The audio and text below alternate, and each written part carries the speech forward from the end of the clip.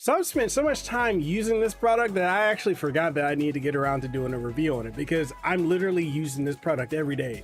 Like when I wake up and I come home from the gym and I'm just chilling, I'm using this product. When I drop my kid off at school and I come home and I get a little bit before I need to stream or work on other projects, I'm using this product. When I pick my kid up from school, I'm using this product, you know, in the interim between when her mom gets off and everything else.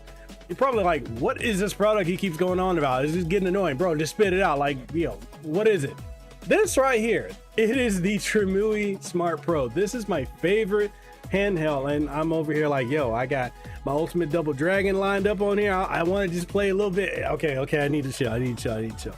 Anyways, if you're looking for a gaming handheld that allows you to play, and I know I'm probably gonna get in hot water with Nintendo over this, because they're like, you can't talk about or have anything on emulation. I'm just like, hey, this company sent this to me, Trimui sent it to me, and I want to cover it. This is a Trimui Smart Pro. I stripped up over my words trying to say that name, but this right here is amazing. It allows you to play everything from Atari 2600 games all the way up to the PlayStation 1, Dreamcast.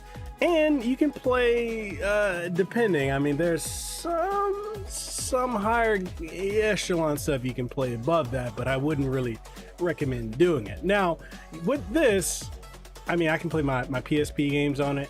I'm super happy with it. And look at the form factor of this too. Like, this is literally the shape of the PlayStation Vita, and it just feels good. Now, there's a caveat to this. There's one thing I really don't like about this. It's the D-pad.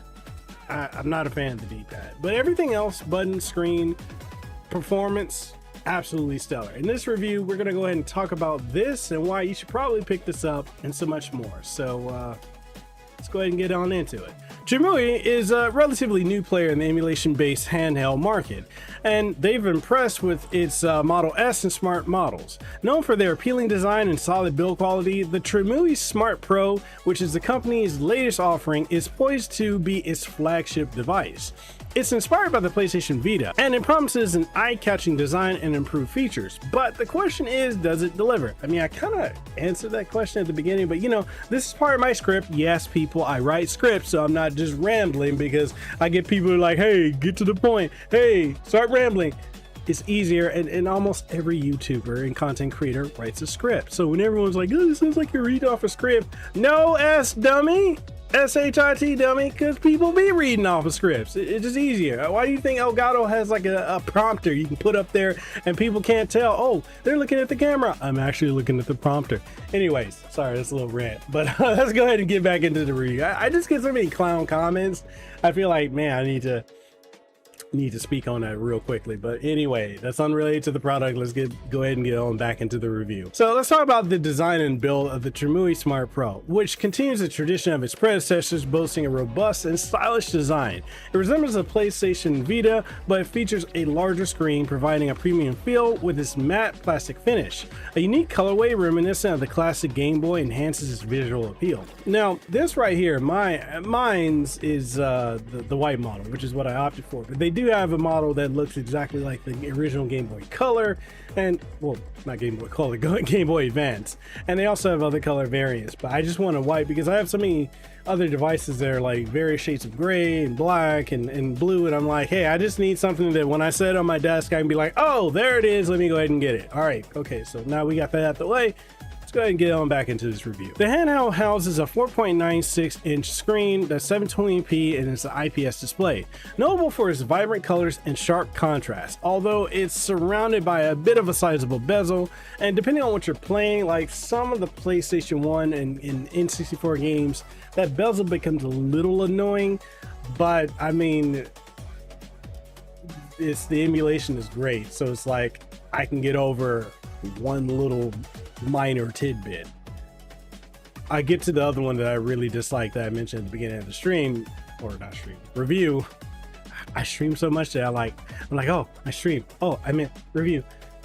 So what happens when you're a variety content creator? Sometimes things just get jumbled all up in your brain, and then like it's blended up here and it comes out and you're just like, blah, you know what I mean? Okay. All right, let me go ahead and get back into the review. All right, so when it comes to the controls and the usability, the fronting of the device has a cross-shaped D-pad. 4 face buttons and dual analog sticks that mimic those of the PlayStation Vita, albeit a little bit smaller and positioned lower on the casing. These sticks are super responsive, and the customizable RGB light rings add a playful touch to it. However, we got to talk about the part where I really dislike it, which is the D-pad, because the D-pad is super disappointing due to its small size and its really horrible travel. Like, the travel on it is really limited, making it suboptimal for games, especially for me. I play a lot of fighting games, and it's really difficult for me to pull off core circle motions, pretzel inputs, especially if I play KOF, right?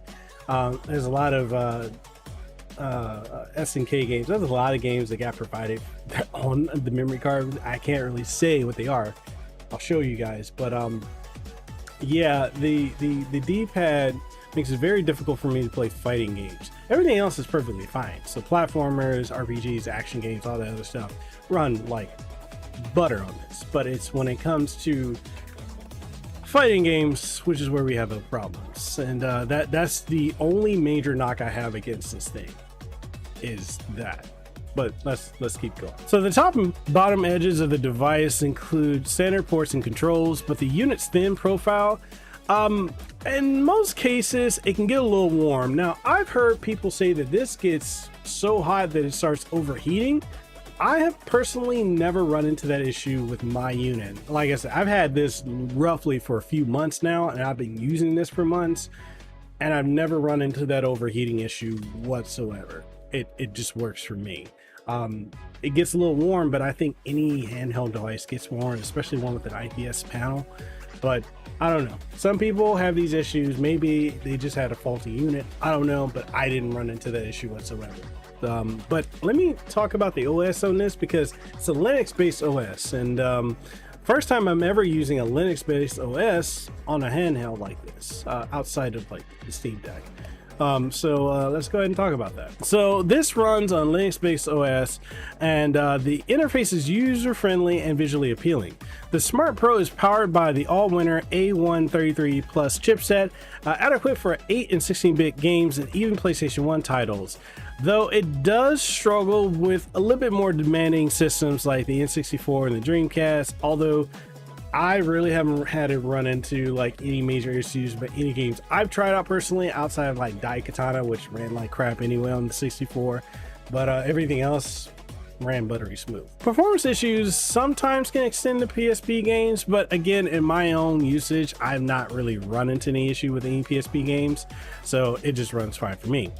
But despite these drawbacks, the device comes well equipped and with pre-configured emulators and features like Tate mode, or Tate mode if you guys are fans of GameStack like I am, which I did a whole podcast with GameStack a couple years ago. So if you want to check that out, I'll leave the link down in the description below. But yeah, you can play games in Tate mode on this. Not really something I personally care to do often, but I think it's a cool feature to have. So yeah, if you want to do Tate mode, you can do it. All right, let's talk about the battery and a couple of the extras that comes with it. So the Trimui Smart Pro is equipped with a 5,000 milliamp battery, typically allowing for about 5 hours of playtime, and depending on the emulation workload. Additional features such as screen filters and preloaded games contribute to a more enriched user experience.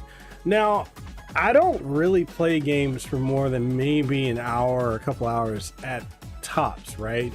Mostly because I'm either working on reviewing the game or reviewing some type of tech product, or just because I'm chasing after a 3.5-year-old preschooler and I've got 2 teenage daughters. I don't have a lot of time to play. But for what it is, I know there are people that would say, oh, there's better battery life on other devices. While that may be true, for me, I think this personally does everything I need to do. So, I mean, I don't really have any complaints about it. It's perfectly fine for me. But your mileage may very well vary. In wrapping everything up, the Trimui Smart Pro impresses initially with its excellent display and design. Although I have to say that the D-pad is the biggest flaw with this. And honestly, also, let me talk about that limited chipset and its capabilities, as it's just not sufficient for more demanding titles. It needs to be a little bit more powerful. And it's not going to satisfy those who are looking to emulate even the modern systems.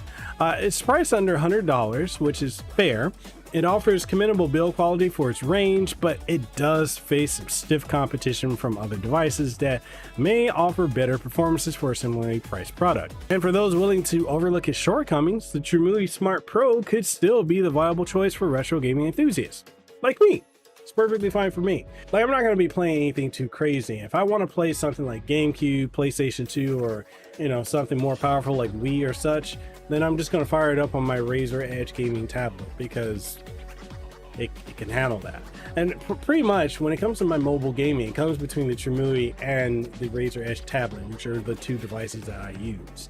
So, better screen, better speaker, better performance on this, but this is Android, whereas this right here is using Linux, and it does everything I need to do. Plus, I don't have to configure or tinker with anything. I literally just boot it up, select which game I want to play, and then I can go ahead and get into the game.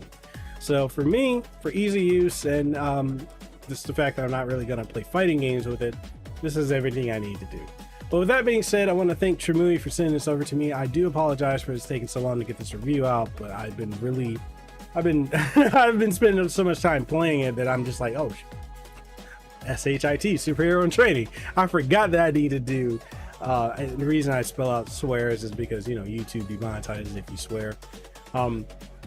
I just forgot I needed to do a review because I spent so much time using it. But with that being said, hopefully you guys enjoyed this review. If you want to pick up this device, leave links in the description down below so you can go ahead and get it. And with that being said, I'll catch you guys on the next one. Stay safe, be blessed, have aloha, and I'll see you guys on the next one. Peace out, and everyone.